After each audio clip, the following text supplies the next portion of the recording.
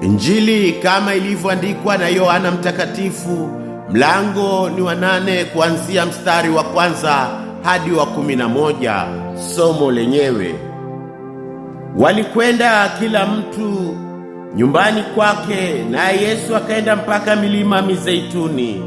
Hata asubuhi kulipokucha, akaingia tena hekaluni, na watu wote wakamwendea, naye akaketi akawafundisha.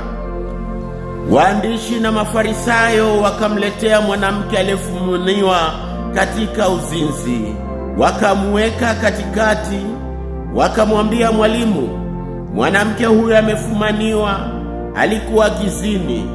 Basi katika Torati Musa alituamuru kuwapiga mawe wanawake namna hii, nao wasemaje? Nao wakisema neno hili wakimjaribu, ili wapate sababu ya kumshtaki. Lakini Yesu akainama akaandika kwa kidole chake katika nchi. Nao walipozidi kumhoji, alijiinua akawaambia, yeye asiye na dhambi miongoni mwenu na awe wa kwanza wa kutupia jiwe.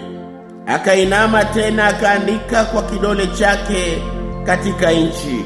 Nao waliposikia, wakashtakiwa na dhamiri zao, wakatoka mmoja mmoja, wakianza tangu wazee hata mwisho wao.